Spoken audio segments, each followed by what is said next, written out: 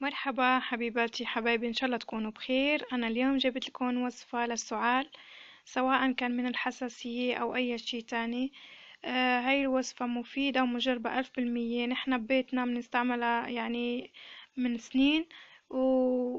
ونتيجتها كتير حلوة، يعني ما بنروح لا للدكتور أو أي شي تاني.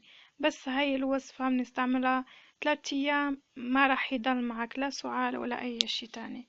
وهون نحتاج بس نبتة العرعار، نجيبها ونطحنها نحنا أحسن شي بالبيت مشان ما يكون فيها شوائب أو لا قدر الله. بنجيبها نطحنها ونصفيها أكيد، وناخد منها بس ملعقة صغيرة بكوباية زبادي أو علبة ياغورت طبيعي، نخلطهم مع بعض وناخدها كل هذا علبة الزبادي ناخدها بالليل. بس 3 أيام راح تشوفوا كيف تعطيكم نتيجة كتير كتير حلوة. وكمان نفس الوصفة أنا كنت باخدها بعملها ماسك لبشرتي، والله بتحسوها كتير كتير ناعمة وتعطيكم نتيجة حلوة. وإن شاء الله ما تنسوني من خالص دعم.